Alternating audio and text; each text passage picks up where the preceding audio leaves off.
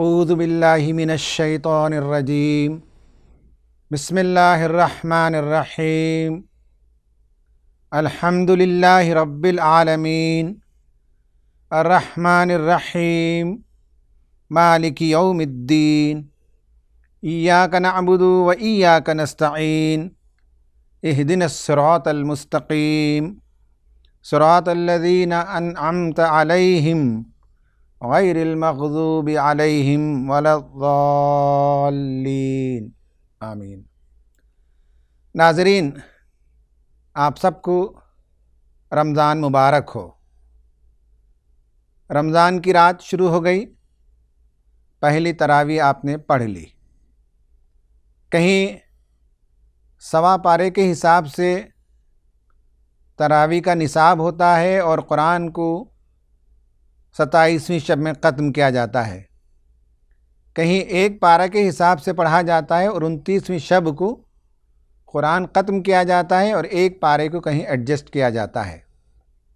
ہمارا یہ سلسلہ وار خلاصہ تراویح کا پروگرام دوسرے نصاب کے مطابق ہوگا، یعنی روزانہ ہم ایک پارے کا خلاصہ بیان کریں گے، 29 راتوں میں 29 اور ایک پارے کا خلاصہ انشاءاللہ ہم 25 یا 27ویں شب میں کہیں ایڈجسٹ کریں گے۔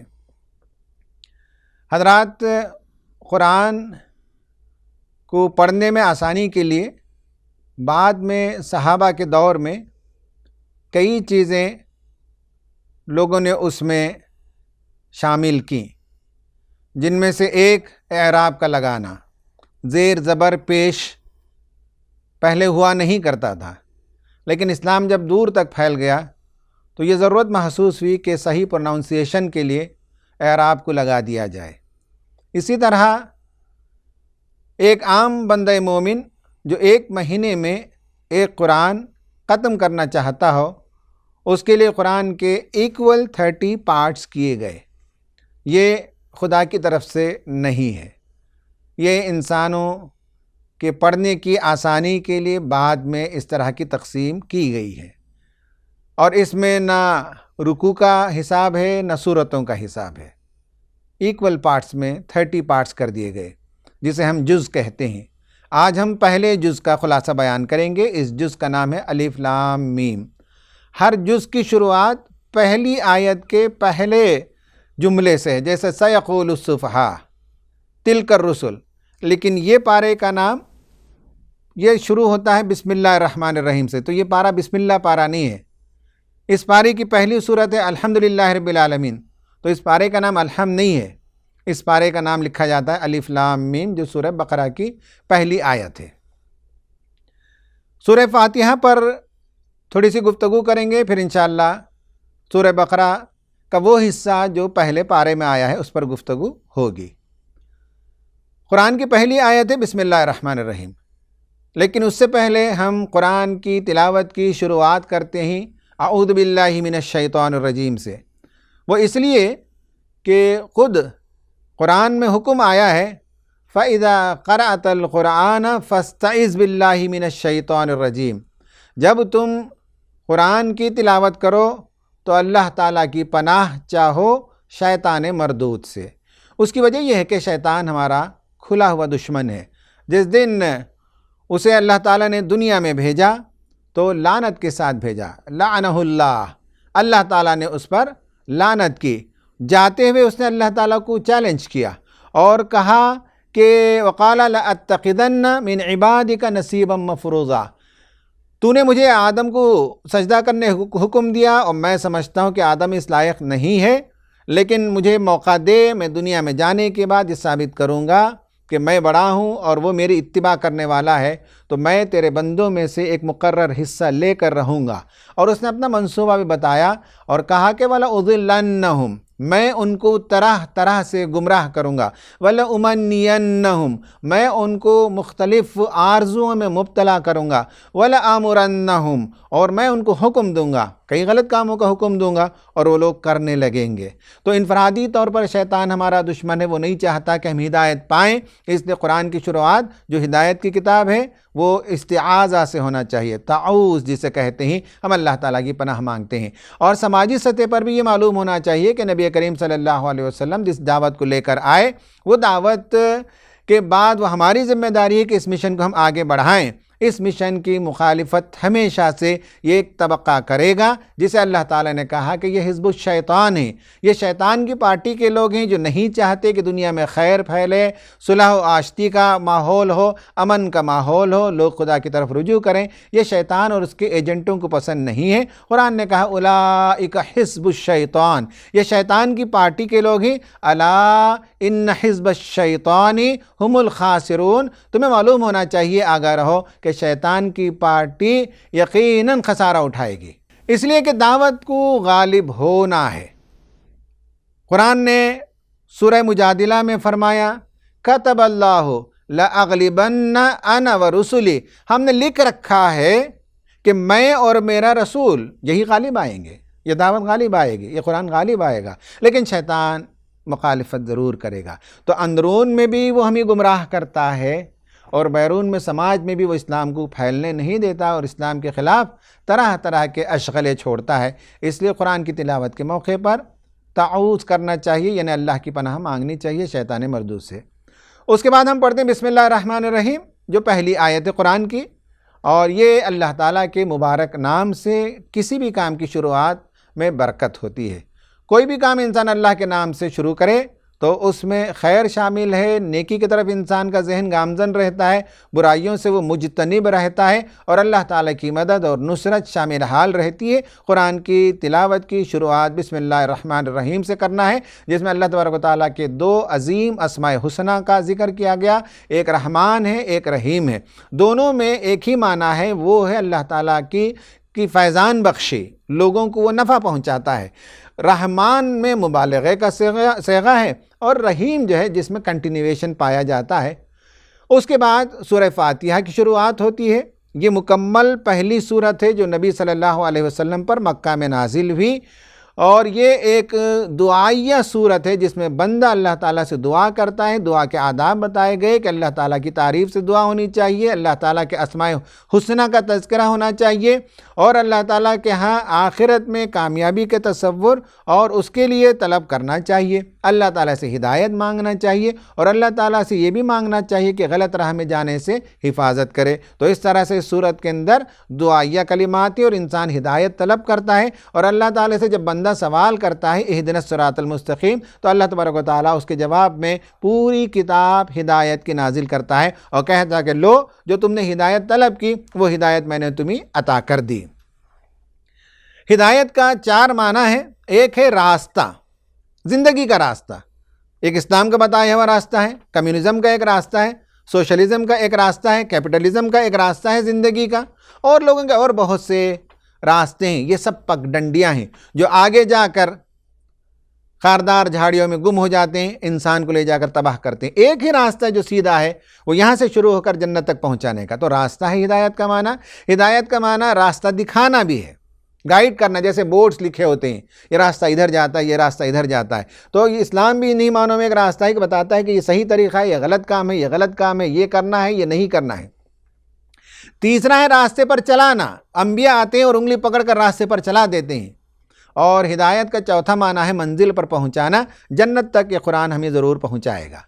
حضرات، رمضان المبارک میں قرآن کی شروعات ہم کر رہے ہیں اس یقین کے ساتھ کہ یہ ہمیں راستہ دکھائے گا، راستے پر چلائے گا اور انشاءاللہ جنت تک پہنچائے گا۔ تو اس صورت میں پہلے اللہ تبارک و تعالیٰ کی حمد و ثنا بیان کی گئی، تعریف بیان کی گئی، اور ہمیں معلوم ہونا چاہیے کہ اللہ تعالیٰ کی تعریف اتنی ہے اتنی ہے اتنی ہے کہ زمین و آسمان بھر جائیں تب بھی اللہ تعالیٰ کی تعریف ختم نہیں ہوگی، اور عرش کا جتنا وزن ہے اتنے وزن سے ہم اللہ تعالیٰ کے لیے حمد و ثنا بیان کریں تب بھی جو ہے وہ حمد ختم ہونے والی نہیں ہے۔ قرآن نے کہا چاہا کہ سارے سمندر کو انک بنا دیا جائے، سارے جنگل کے درختوں کو کٹ کر کے نب بنا لیا جائے اور اللہ تعالیٰ کی تعریف لکھنی شروع کر دیں تو انک ختم ہو جائے، جنگل ختم ہو جائے، لیکن اللہ تعالیٰ کی تعریف ختم نہیں ہوگی۔ اس تصور سے ہم الحمدللہ رب العالمین کہیں، بہت عظیم رب ہے جس نے ہم پر احسان کیا اور قرآن مجید کو نازل کیا، وہ رحمان و رحیم ہے۔ اس کی رحمانیت کا تقاضا تھا کہ اس نے ہماری ہدایت کے لیے اس کلام کو بھیجا۔ الرحمن علم القرآن، خدائے رحمان ہے جس نے تم کو قرآن کی تعلیم دی۔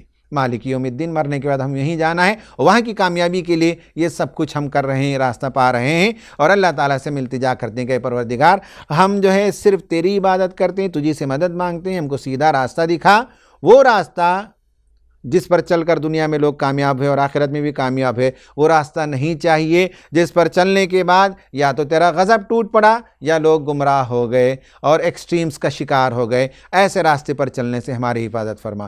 یہ سورت کے اندر قرآنی مضامین کا خلاصہ بیان کر دیا گیا ہے۔ توحید، رسالت، آخرت۔ توحید ہم شروع کرتے ہیں اللہ تعالیٰ کی تعریف سے، رحمان و رحیم سے، اور جب ہم ہدایت مانگتے ہیں تو ہادی اللہ تعالیٰ بھیجتا ہے، ہدایت کی کتاب بھیجتا ہے اور نبی بھیجتا ہے۔ اور پھر آخرت کے مالک یوم الدین کہتے ہیں، یوم جزا کا وہ مالک ہے اور اس دن کی کامیابی کے لیے ہم چاہتے ہیں کہ اس دنیا میں صحیح زندگی بسر کر سکیں۔ تو توحید، رسالت، آخرت کا مضمون اس سورت کے اندر آ گیا۔ اس کے بعد ہم آتے ہیں دوسری سورت، سورہ بقرہ، جس میں گائے کا ذکر ہے۔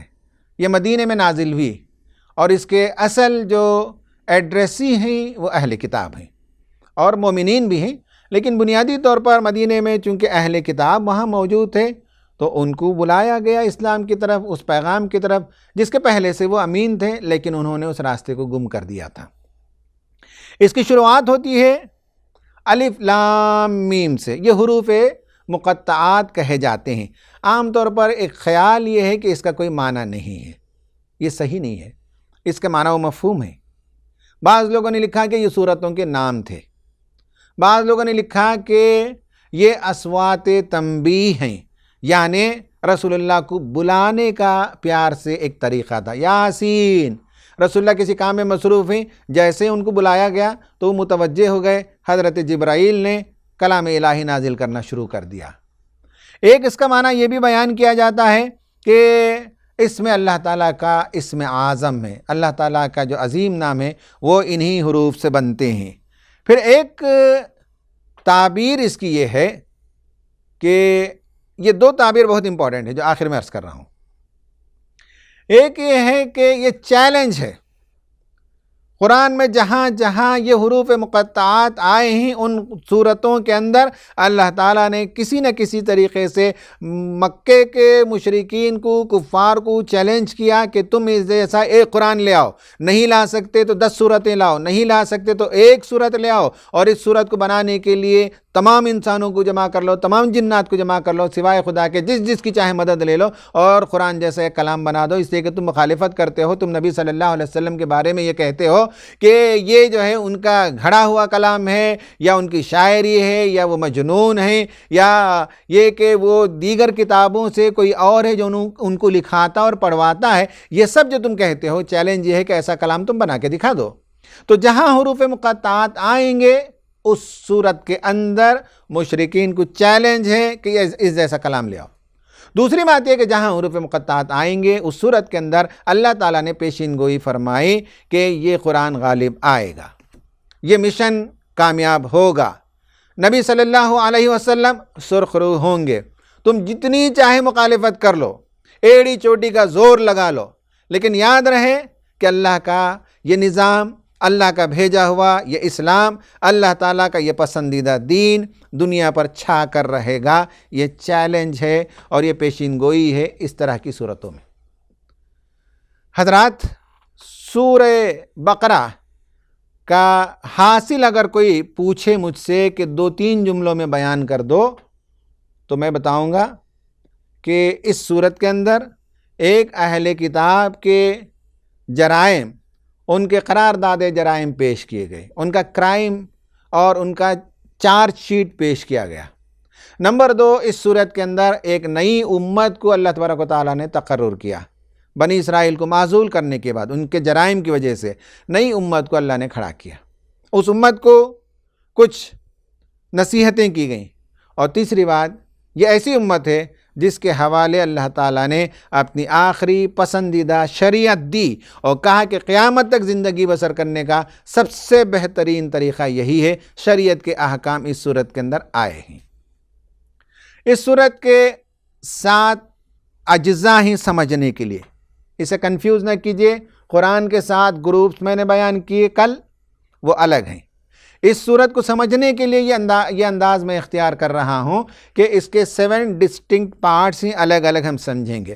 آج کا جو پارہ ہم پڑھ رہے ہیں اس میں 2 پارٹس آئے 7 میں سے، اور جو 5 ہیں وہ کل اور پرسوں والے خلاصے میں بیان کیے جائیں گے۔ جو 2 پارٹس آئے ہیں ان میں پہلا پارٹ ہے آیت نمبر 1 سے آیت نمبر 39 تک، 1 to 39۔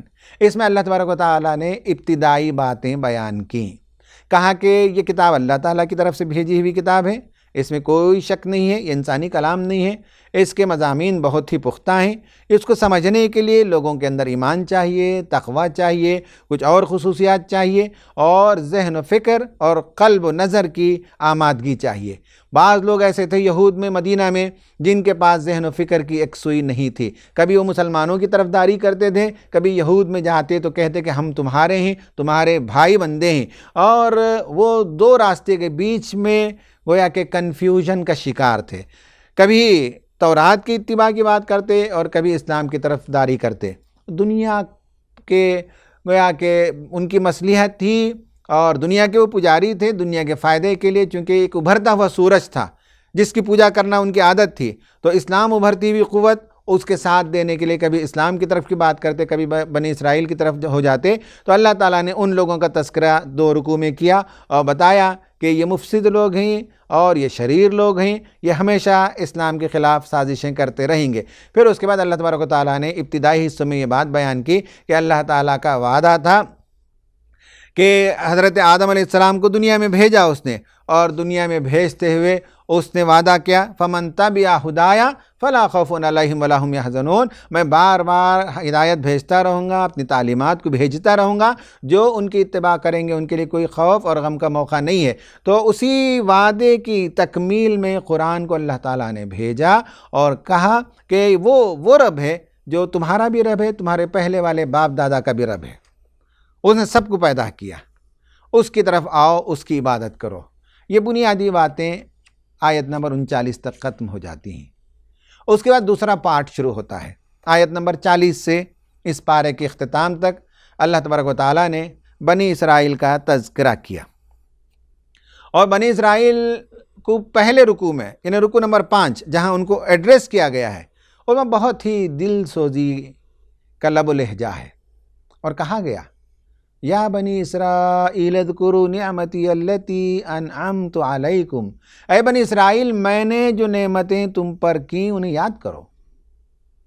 وَأَوْفُوا بِعَہْدِی أُوفِ بِعَہْدِکم، تم نے مجھ سے جو عہد کیا وہ پورا کرو، میں نے تم سے جو وعدہ کیا وہ میں پورا کروں گا۔ فَإِيَّایَ فَاتَّقُونِ، صرف مجھی سے ڈرو۔ اور بہت سی آیتیں ہیں۔ تو پہلے رکوع میں، یعنی رکوع نمبر 5 میں جہاں ان کو ایڈریس کیا گیا، انہیں بتایا گیا کہ مجھ سے ڈرو، رسول پر ایمان لے آؤ، نیکی کا حکم تو دیتے ہو لیکن اپنے آپ کو بھلا دیتے ہو، کتاب تو پڑھتے ہو اللہ تعالیٰ کی لیکن اسے سمجھتے نہیں ہو، نماز قائم کرو، زکوٰۃ دو، لیکن نماز تمہارے لیے بہت بھاری چیز بن گئی۔ یہ سب اللہ تعالیٰ نے کیا۔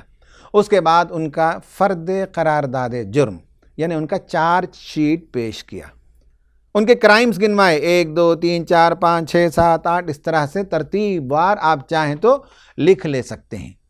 ان کے جرائم کو اگر ڈیوائیڈ کرنا چاہیں تو 3 کلاز میں ہم ڈیوائیڈ کر سکتے ہیں۔ سیکشن لگتے ہیں نا، کسی پر جب جرم ہوتا ہے سیکشن لگتے ہیں، تو یہاں 3 سیکشن کے تحت ان کا جرم ہے۔ ایک توحید کے باب میں انہوں نے شرارتیں کی، ایک تو رسالت کے باب میں انہوں نے بغاوتیں کی، اور ایک آخرت کے باب میں انہوں نے گمراہیاں کی۔ تینوں باب کے جرائم کو گنایا اللہ تعالیٰ نے۔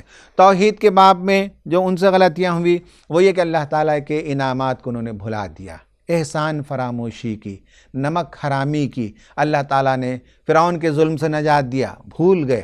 اللہ تبارک و تعالیٰ نے ان کے لیے من و سلوہ اتارا، بھول گئے۔ اللہ تبارک و تعالیٰ نے ان کو امامت کا درجہ دیا، بھول گئے۔ جو نعمتیں اللہ تعالیٰ نے دی، اللہ تعالیٰ کی ناشکری کی۔ توحید کا تقاضا ہے کہ شکر گزاری کا رویہ اختیار کیا جائے۔ انہوں نے خدا کے باب میں، توحید کے باب میں جو شرارتیں کی، ان میں سے ایک یہ ہے کہ وہ خدا کو دیکھنا چاہتے تھے، خدا سے بات کرنا چاہتے تھے۔ رسولوں کا معاملہ الگ ہے، اللہ تعالیٰ خود ان کو منتخب کرتا ہے، ان سے بات کرتا ہے، لیکن بندے کو یہ مجال نہیں ہونی چاہیے۔ لیکن انہوں نے کہا کہ یا موسیٰ لن نؤمن لک حتی نری اللہ جہرا، ہم ہرگز ایمان نہیں لے آئیں گے جب تک کہ اللہ تعالیٰ کو ہم اپنی آنکھوں سے نہ دیکھ لیں، نعوذ باللہ، ہم بات کرنا چاہتے ہیں۔ یہ بھی انہوں نے ایک شرارت کی۔ توحید کے باب میں ان کا ایک طریقہ یہ تھا کہ جو عہد انہوں نے کیا، وَإِذْ أَخَذْنَا مِيثَاقَ بَنِي اسرائیل، ہم نے بنی اسرائیل سے جو میثاق لیا تھا، جو عہد لیا تھا، جو کویننٹ لیا تھا، اسے انہوں نے توڑ دیا۔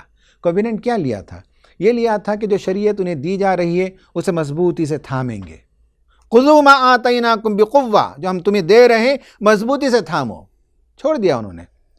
دوسرا یہ ہے کہ یہ جو دعوت، یہ جو پیغام، یہ جو شریعت تمہیں دی جا رہی ہے، اسے دوسروں تک پہنچاؤ۔ اور تیسرے نمبر پر ان سے یہ چاہا کہ بعد میں جب کوئی رسول آئیں ان پر ایمان لے آنا چاہیے۔ تیسرا یہ کہ جب کوئی رسول آئے گا شریعت کی تجدید کے لیے، اس پر ایمان لانا ضروری ہوگا۔ لیکن اللہ سے کیے ہوئے ان وعدوں کو انہوں نے توڑ دیا، فراموش کر دیا۔ نعوذ باللہ، حضرت عزیر کو انہوں نے اللہ کا بیٹا قرار دیا۔ بہت بڑا شرک ہے، عظیم جرم ہے۔ شرک ویسے خود عظیم جرم ہے، اس پر نعوذ باللہ اللہ تعالیٰ کا بیٹا قرار دینا۔ پھر اس کے بعد اللہ تعالیٰ کے باب میں انہوں نے جو ظلم کیے، ان میں سے اللہ تعالیٰ کی کتاب کے کچھ حصے کو مانتے تھے، کچھ حصے کو نہیں مانتے تھے۔ وہ حصہ جو ان کی طبیعت کے مطابق ہو اس پر عمل کرتے تھے، اور وہ حصہ جس میں قربانی کا مطالبہ تھا یا بڑے بڑے احکام تھے، اسے بجا آوری، اسے بجا لانے سے وہ گریز کرتے تھے۔ افتؤمنون ببعض الکتاب وتکفرون ببعض، قرآن کہتا ہے کہ کیا کتاب کے ایک حصے کو تو تم مانتے ہو اور کتاب کے ایک حصے کو تم چھوڑ دیتے ہو۔ یہ بھی خدا کے باب میں انہوں نے شرارتیں کی۔ جادو اسلام میں انتہائی مبغوض عمل ہے، اور یہ جادو سیکھ گئے، جادو کے پیچھے پڑ گئے، اللہ کی کتاب کو چھوڑ کر جادو سے، چھومنتر سے اپنی زندگیوں کے مسائل کو حل کرنا چاہتے تھے۔ وَاتَّبَعُوا مَا تَتْلُو الشَّيَاطِينُ عَلَى مُلْكِ سلیمان، حضرت سلیمان کے ملک میں شیاطین جو تعلیم دیتے تھے اس کی اتباع کرنے لگے۔ اور شیاطین کیا تعلیم دیتے تھے؟ يُعَلِّمُونَ النَّاسَ السِّحْرَ، لوگوں کو جادو کی تعلیم دیتے تھے، اس کے پیچھے پڑ گئے یہ لوگ۔ اور اس طرح سے بے شمار انہوں نے اللہ کے باب میں شرارتیں کی۔ ان میں سے ایک اور شرارت وہ یہ تھا کہ سبت کا واقعہ، سبت کا قانون، یعنی سیٹرڈے ان کے لیے عبادت کا وقت تھا، مچھلی پکڑنے سے انہیں ممنوع قرار دیا۔ مچھلی پکڑنا ان کے لیے ممنوع تھا، مچھلی پکڑنا ان کے لیے ممنوع تھا، لیکن وہ جمعے کی شام کو جال بچھاتے، ہفتے کے دن مچھلیاں آ کر وہاں پھنس جاتی اور اتوار کو نکالتے تھے۔ اللہ تعالیٰ نے اس کے عوض میں ان کے بہت سے لوگوں کو بندر اور سور بنا دیا۔ یہ اللہ تعالیٰ کے باب میں انہوں نے جو جرائم کیے اس کا تذکرہ اس پارے کے اندر آیا ہے۔ اس کے بعد رسالت کے باب میں انہوں نے جو جرائم کیے، جو غلطیاں کی، اس کا بھی ذکر آیا۔ ان میں سے ایک یہ ہے کہ خود حضرت موسیٰ علیہ السلام جس بات کی تعلیم دیتے تھے اس کی خلاف ورزی کرتے تھے۔ یہ چاہ رہے تھے کہ اے موسیٰ، من و سلوہ کھاتے کھاتے ہماری جان خشک ہو گئی ہے، ہمارے لیے پیاز چاہیے، لہسن چاہیے اور فلان چاہیے۔ تو حضرت موسیٰ نے کہا کہ جاؤ جہاد کرو، ملک فتح ہو جائے تو وہاں جانے کے بعد یہ ساری چیزیں تمہیں میسر آئیں گی۔ کہا کہ دروازے پر جب داخل ہو تو حتتن حتتن، پروردگار مغفرت فرما، مغفرت فرما، یہ کہتے ہوئے داخل ہو۔ لیکن وہاں جانے کے بعد انہوں نے کر دیا کیا؟ انہوں نے کر دیا حنتتن حنتتن حنتتن، پروردگار گیہوں دے گیہوں دے گیہوں دے۔ یہ شرارت تھی ان کی، سوالات بیجا سوالات کرتے تھے۔ اس کا بھی ذکر ہے قرآن میں۔ اس کا بھی ذکر ہے کہ حضرت موسیٰ نے جب انہوں نے بچڑے کی پوجا کی تو اس کو نکالنے کے لیے، اس کی محبت کو دل سے نکالنے کے لیے کہا کہ اللہ تعالیٰ حکم دیتا ہے گائے کی قربانی کرو، اور ایک قتل کا واقعہ بھی ہو گیا تھا۔ تو اس کے لیے اللہ تعالیٰ نے جب حکم دیا تو حضرت موسیٰ سے سوال کرنے لگے کہ کیا موسیٰ تم ہم سے مذاق کر رہے ہو؟ حضرت موسیٰ نے کہا نعوذ باللہ، میں نبی ہوں، میں مذاق نہیں کرتا۔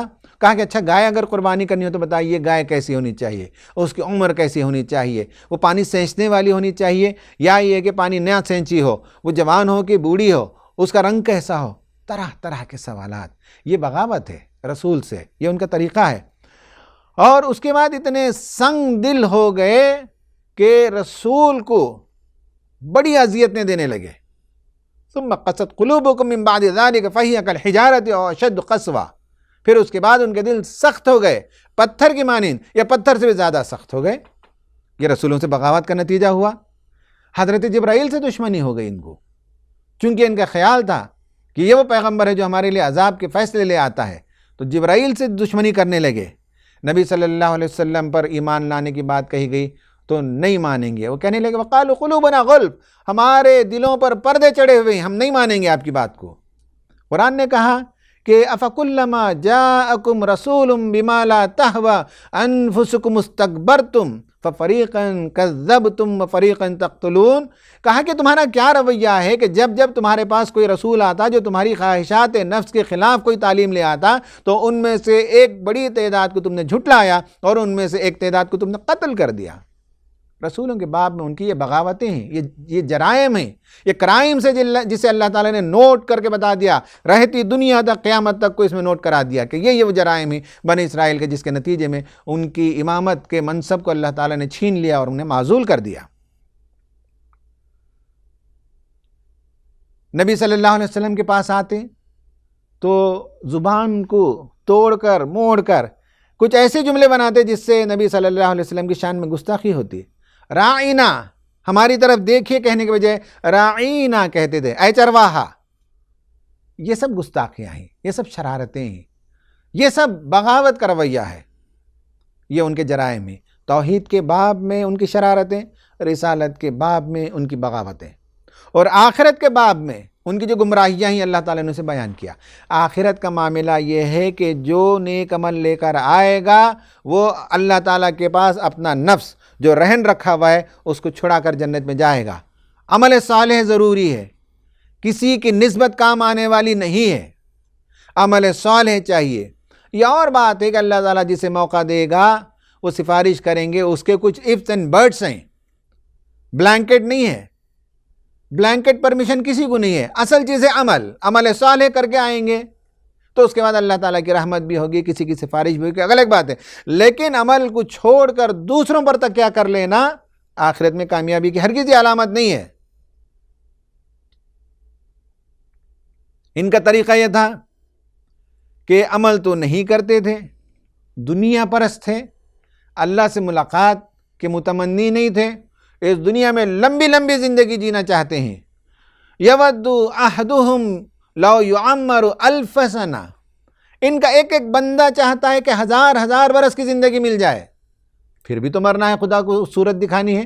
تو حضور اللہ تعالیٰ کے حضور پہنچنے اور اللہ تعالیٰ کو صورت دکھانے میں انہیں شرم آتی ہے۔ یہ آخرت سے کے باب میں گمراہ لوگ ہیں، کہتے ہیں نحن ابناء اللہ و احباہ، ہم اللہ کے بیٹے ہیں اور اس کے چہیتے ہیں، ہم کو کوئی تکلیف نہیں ہوگی۔ لن تمسنا النار الا ایاما معدودات، ہم کو جہنم کی آگ نہیں چھوئے گی، ہاں اگر کسی وجہ سے ڈال بھی دیا جائے تو کچھ دنوں کی بات ہے، اس کے بعد اللہ تعالیٰ ہم کو نکال لے گا، اس لیے کہ ہم بنی اسرائیل ہیں، یعقوب کے اولاد ہیں، جہنم کی آگ ہم کو نہیں چھوئے گی۔ یہ ان کی گمراہیاں تھیں، اللہ تعالیٰ نے اس کا تذکرہ کیا۔ اب اس کے بعد ان کو معزول کر دیا، ان کی امامت سے ان کو اللہ نے معزول کر دیا۔ امامت سے معزول کرنے کے دو سمبلز ہیں، سمجھ لیجیے اچھی طرح سے۔ دنیا میں حکومتیں بدلتی ہیں، دو چیزیں بدل دیتے ہیں، ایک کانسٹیٹیوشن بدل دیا جاتا ہے، قانون کو بدل دیا جاتا ہے، دوسرا پارلیمنٹ بدل جاتا ہے، اس کے ممبرز بدل جاتے ہیں۔ اب آپ دیکھیں کہ ان کا جو دستور تھا وہ تورات اللہ تعالیٰ نے منسوخ کر دیا، کہا کہ اب تمہاری کتاب دنیا میں رہنمائی کے لائق نہیں ہے، ہدایت کی کتاب نہیں ہے، وہ بھی حالانکہ اللہ تعالیٰ کی بھیجی ہوئی کتاب، لیکن اس سے بہتر ورشن، لاسٹ ورشن، چونکہ ہیومینٹی میچور ہو چکی تھی، تو اس کے لحاظ سے اللہ تبارک و تعالیٰ نے نئی شریعت، نئی کتاب اور نیا قانون دے دیا۔ اللہ نے ایک نیا قانون دیا، ایک نئی کتاب دے دی، کہا کہ ما ننسخ من آیت او ننسہا نأتی بخیر منہا او مثلہا۔ ہاں، چونکہ قرآن کی تعلیمات سامنے آتی تو کہتے بھئی اللہ تعالیٰ ہی کی تو نازل کردہ کتاب ہے تورات بھی، اب اللہ تعالیٰ کو کیا ضرورت پڑی کہ اپنی ہی ایک کتاب کو ہٹا کر دوسری کتاب کو اللہ تعالیٰ پیش کر رہا ہے؟ کیا اپنی ہی باتوں سے اللہ تعالیٰ پھر گیا نعوذ باللہ اس طرح کے سوالات کرتے تھے تو اللہ تعالیٰ نے بتایا نہیں، اللہ تعالیٰ جب بھی کسی کتاب کو منسوخ کرتا ہے اس کی جگہ ویسی ہی کتاب یا اس سے بہتر کتاب، ویسی ہی آیتیں اس سے بہتر آیتیں، ویسا ہی قانون اس سے بہتر قانون، ویسی ہی شریعت اس سے بہتر شریعت اللہ تعالیٰ لے آتا ہے۔ حضرات، ناسخ و منسوخ کی ایک بحث ہے جو یہاں اس وقت میرے پیش نظر نہیں ہے۔ یہاں جو بات ہے وہ یہ کہ اللہ تعالیٰ نے تورات کو منسوخ کر دیا، گویا کہ امامت سے معزول کر دیا۔ امامت سے معزول کرنے کا ایک حصہ ہے یہ، ایک سمبل ہے یہ، دوسرا سمبل کل کے پارے میں آئے گا۔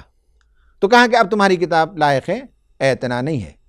تم دعویٰ کرتے ہو ابراہیم کی اولاد ہونے کا، لیکن تمہیں معلوم ہے کہ ابراہیم موحد تھے، توحید کا مرکز انہوں نے بنایا۔ وَإِذْ يَرْفَعُ إِبْرَاهِمُ الْقَوَاعِدَ مِنَ الْبَيْتِ وَإِسْمَاعِيلُ، ابراہیم و اسماعیل مل کر کعبۃ اللہ کی دیواریں جب اٹھا رہے تھے تو انہوں نے ایک دعا کی، ربنا وبعث فیہم رسولا منہم، اے پروردگار اس کی اولاد میں سے ایک رسول کو اٹھا جو لوگوں کو تیرے کلام کی تلاوت کرے، تیرے کتاب کی تعلیم دے، حکمت کی تعلیم دے، لوگوں کا تزکیہ کرے۔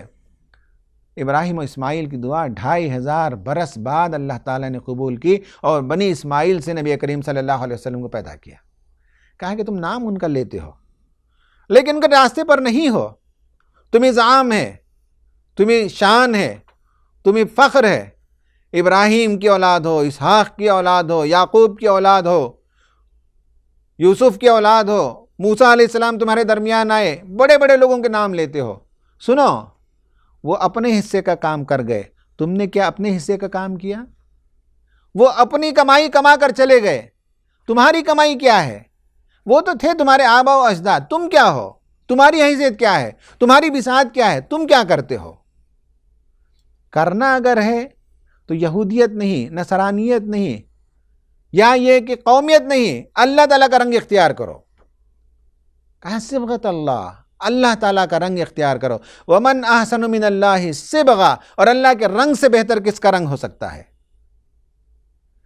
حضرات، یہ پارہ ختم ہوا، یہ امت کے سامنے آئینہ رکھا گیا اور امت کو اس میں اپنی تصویر دیکھنی ہے کہ کہیں ہم سے بھی تو توحید کی باب میں غلطیاں نہیں ہو رہی ہیں، کہیں ایسا تو نہیں کہ ہم بھی کتاب کے کسی حصے کو مانتے ہیں اور کسی حصے کو چھوڑ دیتے ہیں، کہیں ایسا تو نہیں کہ ہم بھی فرقوں میں بٹ گئے ہیں، کہیں ایسا تو نہیں کہ اللہ تعالیٰ کے احکام کو نہیں بجا لانے کے لیے تعویلات کا سہارا لیتے ہوں، 100 سوالات ہم کرتے ہوں، کہیں ایسا تو نہیں ہے کہ نبی کریم صلی اللہ علیہ وسلم کی بتائی ہوئی زندگی اور ان کے بتائے ہوئے طریقے کے خلاف ہم اپنی مرضی سے کچھ چیزوں کا ہم نے پریورٹی طے کر لیا ہو اور اس کے مطابق ساری دنیا کو جو اس کی طرف بلا رہے ہوں، کہیں ایسا تو نہیں ہے، کہیں ایسا تو نہیں کہ آخرت کے باب میں ہم نے غلط خیال کر لیا ہو کہ ہم چونکہ فلاں امتی ہیں اس لیے کسی بھی صورت میں نجات ضرور پائیں گے۔ نہیں، یہ سب تصورات غلط ہیں۔ تصور صحیح یہی ہے کہ اللہ تعالیٰ نے ہدایت کی کتاب بھیجی ہے اور اس کو جوں کا توں ہو بہو ماننا پڑے گا، اس کے عبادات کو بھی، اس کے معاملات کو بھی، اس کے شادی بیاہ کے قانون کو بھی، سیاست کو بھی، معیشت کو بھی، جنگ و جدال کے طریقوں کے بھی، صلح اور آشتی کے قوانین کو بھی، سب کو ماننا پڑے گا، سب پر عمل کرنا پڑے گا اور رسول کی بتائی ہوئی زندگی ہمارے لیے اسوہ ہونا چاہیے اور آخرت کی تیاری کرنی چاہیے۔ اللہ تعالیٰ سے دعا ہے کہ اللہ تبارک و تعالیٰ ہمیں اس رمضان میں اپنی زندگیوں کی اصلاح کی توفیق عطا فرمائے، آمین۔